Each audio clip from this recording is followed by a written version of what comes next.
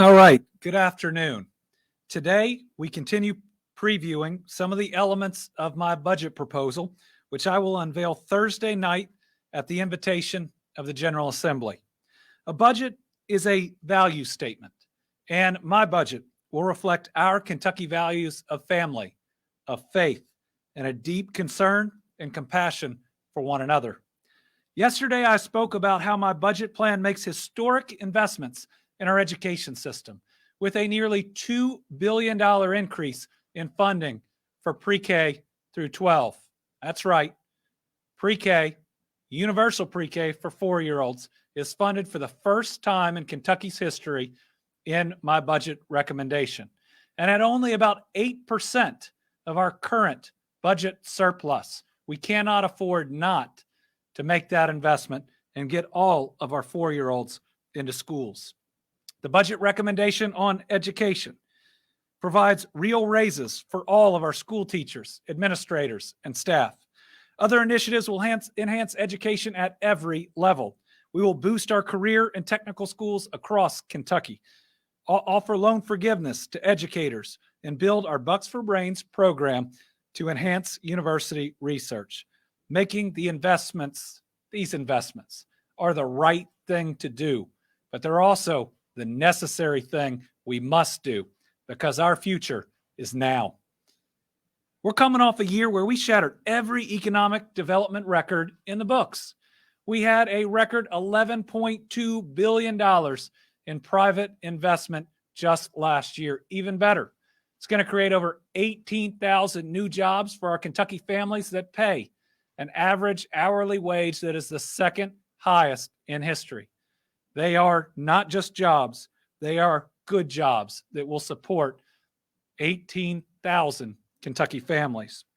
Last year, we made the amazing transformation of never being a flyover state. Again, we are the destination.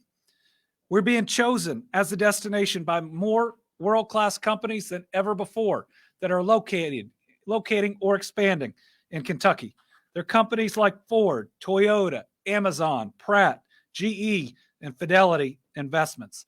And I believe last year was also more inclusive than ever before, bringing huge investments and new jobs to areas, some of which hadn't seen new jobs in far too long. It includes Firestone Industrial Products, which created 250 new jobs in Whitley County. Alstrom Monks Joe, which located a second facility in Madisonville. Lion First Responder, which returned to Beattyville. Novellus, which opened its first new facility since 1982 last year, investing $300 million in Todd County. And today, they announced an expansion. They are moving forward on phase 2 with a $365 million additional investment that's going to construct a recycling center that will create 140 well-paying jobs for local residents. That's right, from operationalizing an investment last year to the new investment this year, that's over $665 million, 2/3 of $1 billion invested in Todd County alone just over the last several years. We are on top, but to stay on top takes investment and it takes work. That starts with the world-class education system we discussed yesterday, but it also includes direct investment in economic development, in infrastructure, in workforce, and in key industries such as agritech, pharma, and tourism. My budget aims to pair record investments in education with investments in these key areas so that we're not just looking back at 2 years of great economic growth, but 20 years of incredible progress and prosperity. As representatives of the people of Kentucky, we have the responsibility and the resources to meet this historic moment. We just have to have the courage and the vision to say we can do so much more and we can be so much more, and we will never be 40th in anything ever again. This is our chance. We can make that happen. And there is no question that we have the resources to make key investments while still having the most fiscally responsible budget in recent history, one that adds to the rainy day fund pays down our largest pension liability, that has the lowest debt ratio in recent memory, and that spends less on recurring costs or expenses than we have coming in recurring revenue. We also saw an all-time record-setting revenue surplus in 2021. The revenue estimate for this fiscal year is bright, with $1.9 billion more than budgeted. There is no question the money is there. Adding urgency to this opportunity, we have another $1 billion to be appropriated from the Federal American Rescue Plan Act, as well as funds from the bipartisan infrastructure bill, which was supported by folks from both sides of the aisle, including myself and Senator McConnell. It's expected to bring $6 billion into Kentucky over the next 5 years. With these dollars, my budget targets investments to create and attract the jobs of the future and aligns our workforce readiness with business needs to ensure that we can fill the high-quality jobs that are coming our way. So, let's start today with creating and attracting jobs. Last year, we landed the largest single economic development project in our history. At nearly $6 billion and 5,000 new jobs, the Blue Oval SK Battery Park will make us a global leader in electric battery production. But that investment did not happen overnight. It took decades of work, of purchasing of land, of bringing utilities, of doing road work. It took investment in infrastructure to get a mega site to be not shovel, but build ready. And in an economy where speed to market is one of the most important things, and we're seeing it time and time again, we must have more sites across Kentucky that aren't just build, but are shovel ready. So my budget prepares us to secure the next Ford or the next Toyota or the next Pratt or the next Novelis. And it aims to provide every Kentucky region with the opportunity to compete for that next amazing transformational opportunity. That's why my budget calls for $250 million in one-time funds to be used to develop a site identification and development program.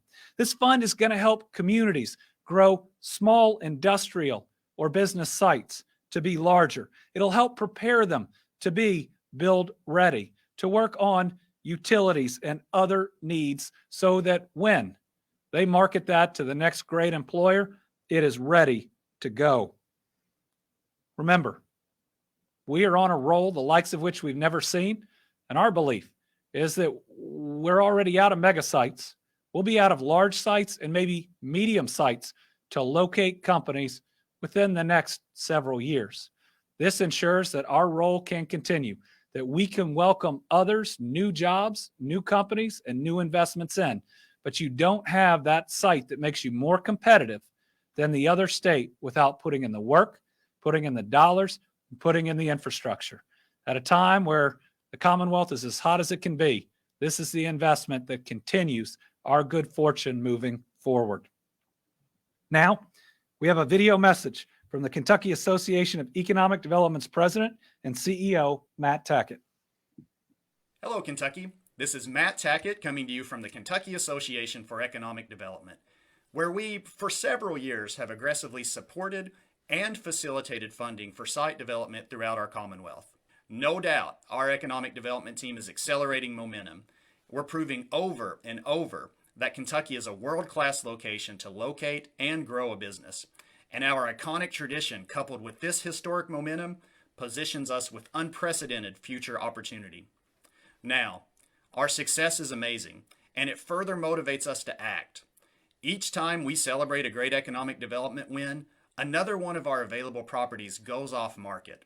And if we are to continue to move the needle, we must ready sites and buildings now to welcome new companies and new jobs to our communities. Investing in our sites and buildings is an ROI-producing signal that Kentucky communities stand ready to provide global enterprise with quick, risk-free site selection experiences and nurturing business environments. Speed to market is critical to our future success, which is why the Kentucky Association for Economic Development supports this program and the continuation and enhancement of strategic site development initiatives. Thank you to Matt and to everybody at KAED for working to promote economic development in the Commonwealth. And you could hear his excitement about not only where we are, but where we can go. And I think the comment that hit it right, the nail on the head is every time we welcome a new company, we make a great announcement. One great piece of property that we have worked hard to get ready goes off the market. We have to make sure we are replenishing them so that we can welcome the next great opportunity. You don't succeed without putting in the work. One of the reasons Kentucky is winning is that we are attracting the jobs of the future. So Toyota, Ford, Firestone are examples on the electric vehicle batteries. But Kentucky is also leading in agriculture technology, with App Harvest announcing 4 expansions in Moorhead, Somerset, Berea, and Richmond. Appalachia launched this year, and Inez expected to eventually create almost 2,000 jobs. Fresh Harvest growing in Stanford, and Viroflight thriving in Maysville. This is one of the largest areas of new investment worldwide. It recognizes that we have to increase our yields by 2, 3, 4 times in the coming years just to feed the world's growing population. And that's before you address the changing weather patterns and the potential famine that we may see in the future. We want to make sure that we are not just where we grow the food of the future, but where the ideas come from, where the research is done, where the intellectual capital is. That we put a stake in the ground saying the high-paying, high-wage jobs, the research, the university research, the next breakthroughs, the intellectual property is going to be in Eastern Kentucky and in Kentucky, and not just the labor. So my budget ensures that Kentucky will be the agri-tech capital of the United States, not just now, but into the future.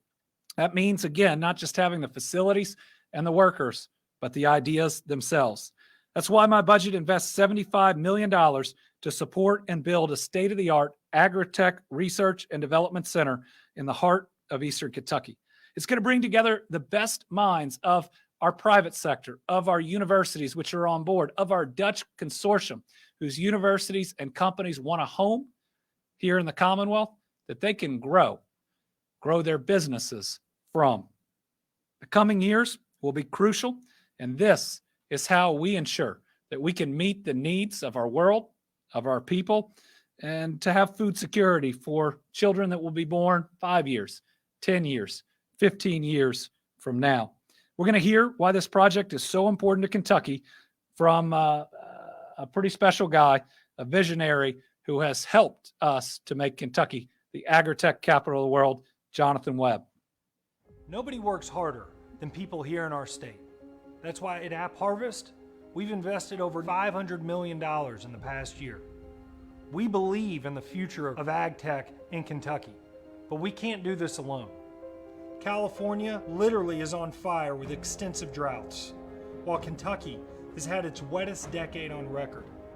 We need universities and high schools training our young people for the jobs of tomorrow. This isn't about one company. It's not about left or right or Republican or Democrat. We all need to work together to ensure that our young people have the talent and skills to go operate in a world that is ever changing. What Kentuckians need is opportunity right here in the Commonwealth, so talent stays here at home to keep growing and diversifying our economy. The same people that powered this country for generations, they have the opportunity to lead a new sector. But Kentucky isn't the only place that would like to claim this title. Other states are eager to do the same to create jobs in their regions. We have a head start in our state with private investment already being made, with more than 7 high schools that have hands-on training, learning how to grow a leafy green with an iPhone and iPad year-round. To successfully compete and secure this future, Kentucky needs a world-class research center to innovate agriculture technologies and methods, to further educate and develop the region's talent pool, and to usher in a more diverse high-tech economy. Supporting this research center supports Kentucky, and it prepares our young people to be farmers and futurists for decades to come. We'll be able to attract top PhDs and top international talent to come work here in Kentucky and train our next generation. App Harvest is just one example, but we want other companies here We're already working with about 300 regional suppliers and dozens of international partners. We look forward to being a team player, working with both sides of the aisle in every community. We look forward to attracting other companies here and working with our universities to develop talent. This is about building an ecosystem all across Kentucky that we can all share in.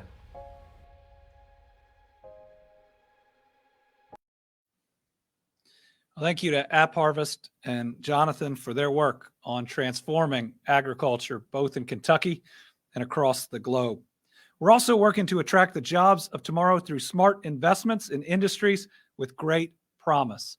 One of the untold stories in Kentucky is the work of some Northern Kentucky companies on testing and ensuring these vaccines that are saving lives around the world were and are safe. We've got to make sure that we support those groups and to grow that life sciences industry in Northern Kentucky where it is taking off. So my budget invests $10 million in the city of Covington to support the construction and outfitting of a shared research and development lab facility to serve the rapidly expanding life sciences sector in the region. The facility is a collaboration between the city, private businesses, a regional economic development organization, and higher learning. And as I hope you're seeing from Agritech and from this, now's our time to not just be doing the work for companies located in other states, but to truly have the intellectual capital and intellectual property developed right here in Kentucky. Let's show them we not only work hard, but we can outthink anybody else in this country and across the world. With all these businesses and employees landing in Kentucky, we must continue to improve critical infrastructure necessary for a Commonwealth to thrive. That's why my budget invests in the moment, allocating nearly $185 million over 3 years to meet a state match that's going to unlock $775 million in additional federal money from the Federal Highway Trust Fund. That will allow for nearly $1 billion for road and bridge construction in Kentucky. My 2022 to 24 biennial highway construction plan is a robust $8.5 billion plan based on anticipated and federal program review. It invests in critical projects from north to south, east to west, and continues critical work on four-laning the Mountain Parkway, building that I-69 bridge, and charting the path to building the Brent Spence Companion Bridge without tolls. We are closer to meeting that goal than ever before. In fact, my budget goes above and beyond to support these projects. It proposes a historic investment of $250 million from the general fund for major transportation infrastructure projects targeting those three major projects: Mountain Parkway, I-69, and Brent Spence. These are one-time funds meant to push us ahead, and it will allow our application to the federal government for the Brent Spence Bridge to say we have already budgeted for the entire state portion if you give us the grant we're applying for. In other words, we can say Kentucky has done its part, and this will get done without tolls if the federal government gives us the award that we applied for.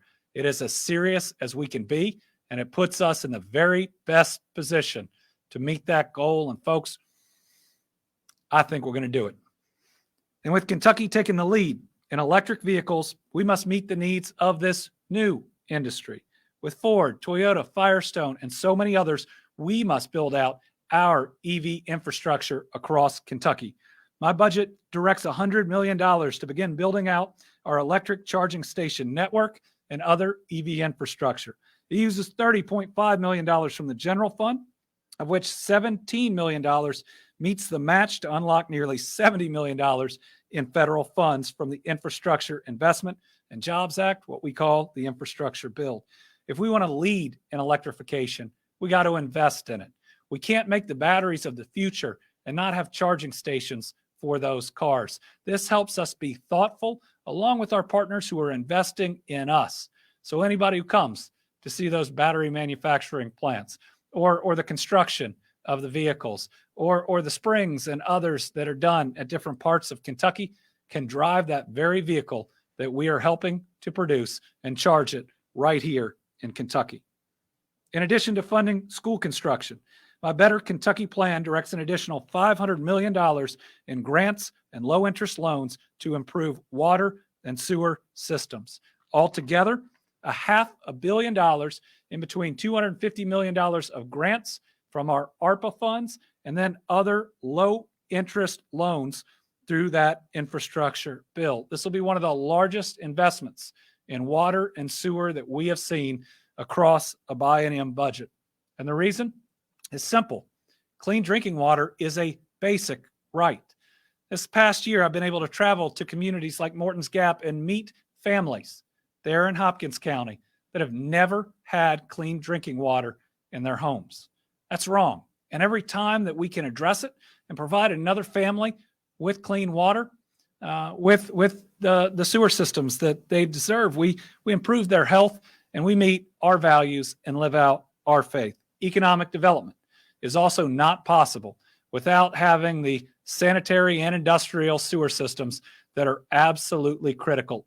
And I don't know about you, but I think we've experienced enough flooding to last for 6, 7, 8 lifetimes. Each of these projects helps these communities to address their needs to help be more resilient for that next round of flooding that we know is coming. And the pandemic has shown us that access to reliable, high-speed internet is a necessity in our world. My budget directs $200 million to boost high-speed internet across the Commonwealth. That'll go into a fund where last budget, we already allocated certain funds, bringing us up to $500 million, $500 million to deploy for broadband across Kentucky. And my budget invests $50 million from the general fund to develop Kentucky's general aviation airports, and that's so critical. Rocky and I remember being in Mount Sterling and looking over at a corporate jet that was from Nestle because they make Hot Pockets outside of Mount Sterling. The ability of that company, its CEO or anybody else to fly from their headquarters, land 10 miles from their facility, be in there in only part of a day is such an advantage, and we see it at every airport across Kentucky. In addition, we're providing an additional $6 million to keep our promise to have a world-class airport, which requires a world-class terminal at the Barkley Regional Airport in Paducah. Western Kentucky has so much that it needs to compete. When we complete I-69, it'll have the interstate infrastructure. It has amazing river and port infrastructure. It has rail, but for far too long, it has lacked a larger, competitive airport that can bring people in and open up that region. This is answering our promise that Western Kentucky can compete just like every other part of Kentucky to better the lives of their people. So today we're sharing a video from McCracken County Judge Executive Craig Clymer. Governor Beshear is including in his recommended budget to the Kentucky legislature an additional $6 million from the state for the construction of the new terminal at McCracken County's Barkley Regional Airport. The proposed extra allocation will relieve the city and county from the burden of using our tax revenue to cover this expense. The airport terminal is a federal, state, and local government collaboration that is recognized by all as a strong addition to McCracken County. But it's not just McCracken County that benefits. The entire region will be stronger and more vibrant. That's why the governor spoke and Senator McConnell spoke at the recent groundbreaking. And it's why we saw our local legislators, our mayor, and many of our local judges from farthest west Kentucky and surrounding communities. This offer of $6 million comes at a time when our neighbors in Graves and Marshall County and other nearby communities are 1 month past a massive tornado. They're building back from near devastation. And as they build their communities back, we will build this new terminal, bringing great prosperity and development into all of West Kentucky. Our state legislators, Senator Carroll, Representatives Rudy, Bridges, Heath, and Freeland, and our governor have worked closely with Mayor Bray and I and other local leaders and many community members in pushing this project forward. On behalf of nearly 70,000 McCracken County residents and the hundreds of thousands of residents who will benefit, I thank Governor Beshear for his interest and efforts and I feel confident that our legislators will include this $6 million in their budget and move West Kentucky strongly forward in the coming years.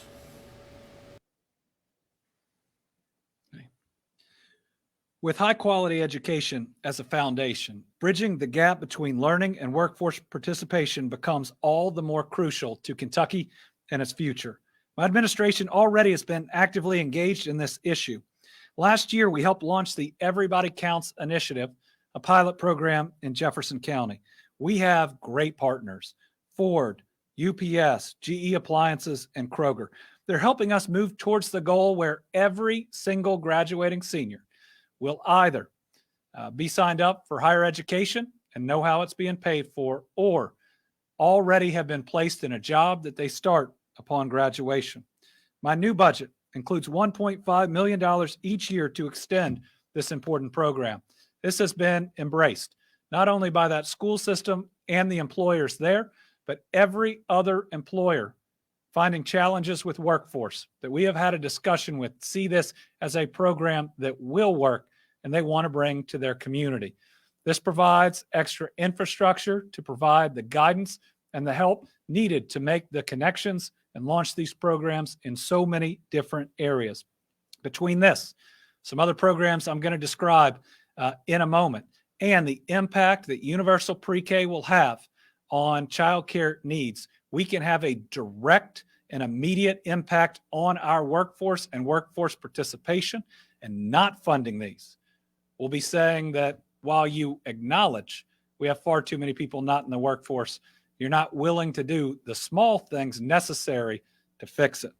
So our budget also includes $20 million each year to launch a competitive workforce initiative program. Under it, public and private schools will be able to secure funding for new and expanded programs that have to have a commitment of connecting directly to employers. One of our challenges is that for so long, when there were more workers than jobs, we'd simply graduate people in fields we knew were needed, and then we expected employers and the potential employees to find one another. That can no longer be our model. This is a grant program intended for someone going through a training program to already have a job lined up either at the beginning or in the middle of that program. It's the connection between business and education and or training that we have needed for so long and will make us a leader in the country on workforce. Kentucky is increasingly embracing an economy of innovation that requires a trained and educated workforce. So to that end, we know we've got to attract more talent to Kentucky. In our budget, we call for $10 million per year to fund a talent attraction media campaign that will show the whole world, again, that we are not a flyover state, we are the destination, that will show the great opportunities that we have in all of these industries of the future. We are already seeing so many people move to different parts of the country that before they wouldn't have looked at. This is our chance to make sure Kentucky is on their list. And just like we are winning with companies, we know we can win with people. Our budget also includes $2.5 million each year to train Ford workers on robotics and advanced manufacturing, ensuring we can meet our obligations to that company. And finally, our budget provides nearly $700,000 each year to the Louisville Urban League for a program that trains disadvantaged folks towards obtaining a commercial driver's license, a CDL, where pay has never been better and there is an overwhelming demand. The Louisville Urban League ran one of these programs before successfully, and this is a real opportunity to make a difference in that community.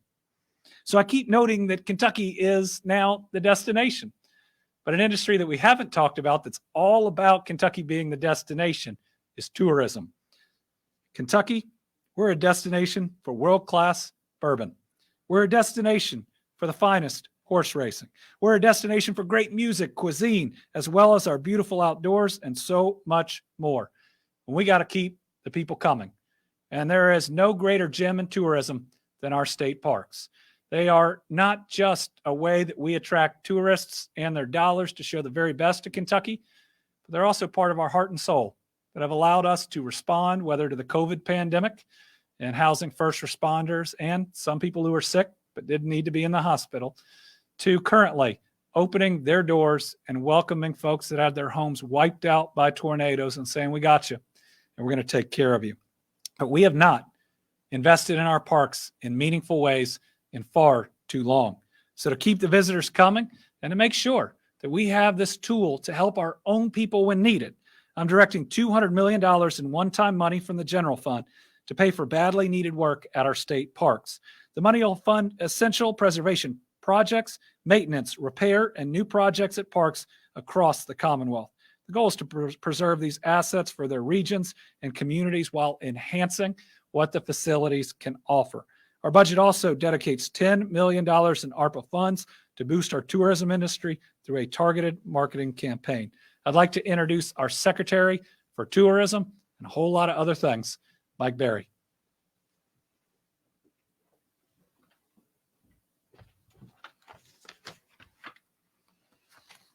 Thank you, Governor. Every week, the governor has announced economic investments that are strengthening Kentucky's communities and creating job opportunities for every Kentuckian in the Commonwealth. Kentucky is experiencing historic economic momentum that has placed us at the forefront as the ideal place for travel and business. Within a day's drive of 2/3 of the U.S. population, Kentucky's economic landscape creates a perfect recipe for business to thrive, and the tourism industry is no exception. We are an $8.9 billion annual industry in this Commonwealth. The Beshear administration understands the economic impact that tourism has on our communities, and we are committed to ensuring Kentucky is a diverse, welcoming travel destination. Today's proposed budget announcements reinforce the commitment and follows a $13.1 million economic investment in the tourism industry and more than $800,000 for the arts industry previously by this administration. The additional dollars to promote Kentucky as a destination and to assist the travel industry will help this sector recover following the impact caused by the pandemic. Nonprofit arts organizations will benefit from this general funding as well, as they continue reopening and reimagining after their recent intermission. Kentucky is home to 45 state parks and 17 resort parks that serve as a major tourism attraction and employer for many rural communities. And most recently, following the devastating tornadoes in Western Kentucky, our state parks began providing shelter and food for over 600 displaced guests and first responders. Modernizing our facilities has been an ongoing bipartisan effort and remains critically important for ensuring that our parks can remain competitive in the tourism industry. The governor's proposed investment of $200 million in one-time funding for our state parks will allow us to preserve essential preservation, continue much needed maintenance and repair, and begin new projects that will improve the guest experience. I want to thank Governor Beshear for his ongoing support of the Tourism, Arts, and Heritage Cabinet and for understanding the significant role that tourism and the arts can play in fostering Kentucky's booming economy. Thank you, Governor.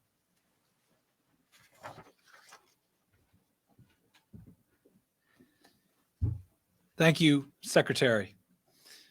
When we look at this last year and we look at the opportunities ahead of us, it is clear that our time is here and our future is now.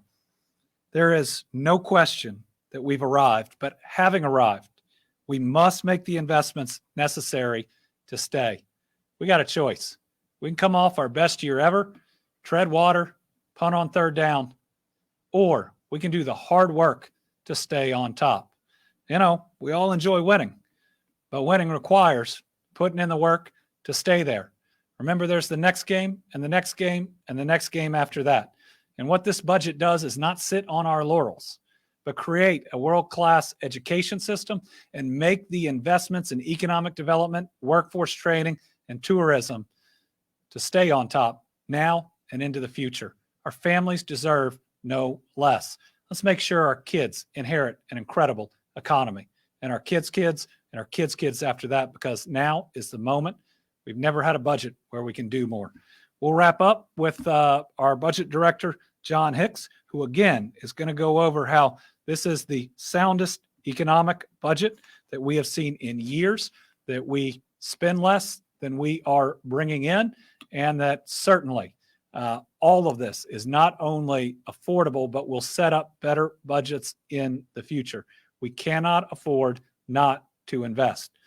Failing to do so is just a lack of courage. John? Thank you, Governor. I want to describe that this budget is real and responsible.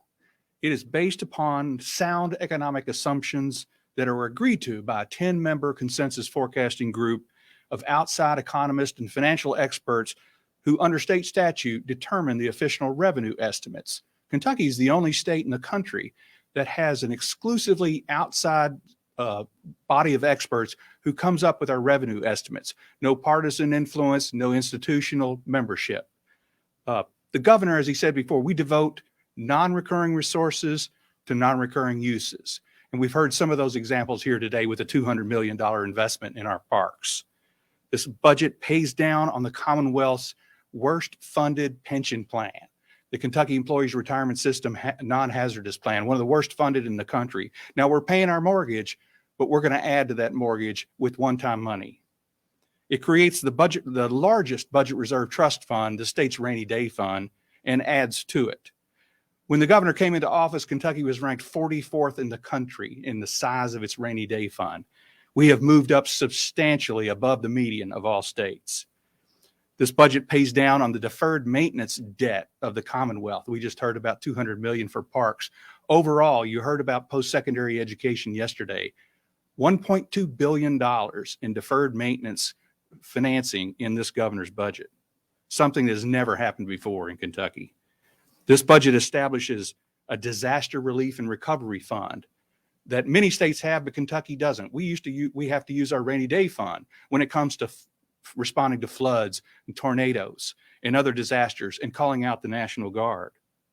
This budget is more than structurally balanced, with less recurring spending than our recurring revenues, which sets up a positive outlook for the next budget after that, where we'll start that budget with money in our pocket before even having revenue increases. And lastly, this budget stays significantly below the Commonwealth's debt policy of 6% of debt service principal and interest payments to revenues. This budget has a 3.68% ratio, the lowest since the inception of that policy. Governor?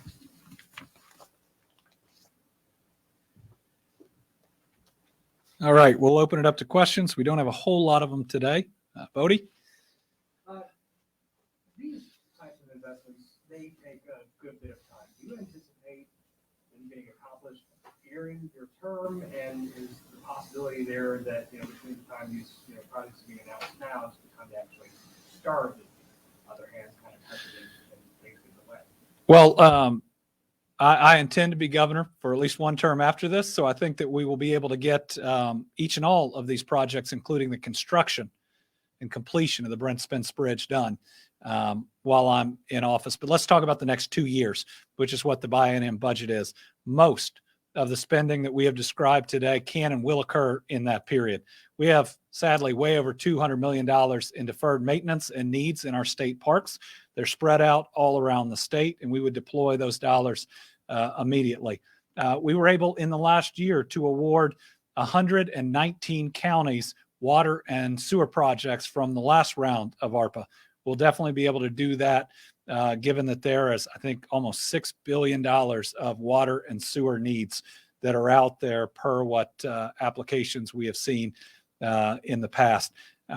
Broadband may take a little bit longer given what the process is, but I believe over the next 2 years we can get significant amounts of that funding out. The number of different sites that are out there for this site improvement fund, absolutely, we'd spend it, or we would at least agree to the expenditures over the next 2 years. We've got to increase the size of so many of them, and then having the available power, water, sewer, and roads to them. I mean, right now we're finding extra dollars just to extend some roads in the industrial park in Bowling Green. And every time we do, we get 2 new giant companies. Now, it's not an inexpensive road. It's typically tens of millions of dollars, but the needs are there. There is a hunger out there to be in Kentucky, and this just helps us bring more companies and more people in. We got Rachel Droz from WHAS. Okay, we have Tom Latek. Well, you kind of caught me unawares there. Okay. Talking about these major road projects like I-69 bridge there between Henderson and Evansville and Brent Spence, with you applying for the grants of the federal government to pay, the largest share of that, how long will it take them to process those requests once assuming the General Assembly gives you the go-ahead? Well, our application will be in this year, and we would certainly hope either this year or early next year to get the final okay from the federal government. I want to stick a shovel in the ground at 2023, and I think that is possible with the schedule for the infrastructure bill. I believe that this is the project that the infrastructure bill is or should be about. And if we get the grant, that I hope we will, our overall share over 5 years, about $250 million. So think about us putting in an application saying we're so serious, we've already put down the dollars to where in Kentucky it'll happen. And President Biden and your administration, that makes this happen without tolls. All right, so this is day 2. Again, this was not our original plan. We were going to do this all on Thursday, but times appear to be changing. So by making these announcements, hopefully we add to the knowledge of those out there that are ultimately going to take these ideas and put them into action. But let's be clear, we can't afford not to act. This is the best chance in my lifetime of making this state everything we have always dreamed of. Every single one of these is smart, is fiscally sound, and is an investment that'll pay off in the future. And not one proposal is red or blue, Democrat or Republican. They are all just good for our families. If you looked yesterday at the vocational renovations to prepare workforce, and you look at the places that they're in, you see that none of this is political. It's about doing right by our families, a lesson that after the tornadoes, we all shouldn't have to learn or be reminded of again. We're just people that should care about each other, know that we have more in common as Kentuckians than anything that would pull us apart. And just because we get up here and in government as it forms, we shouldn't be driven by who we don't like. We should be driven by what we want to do and what's important for our families. So let's remember, central role of government isn't to move a state right or left, it's to move it forward. And this is the best chance we've had, certainly in my lifetime, of not just moving forward, but racing forward. Thank you all very much.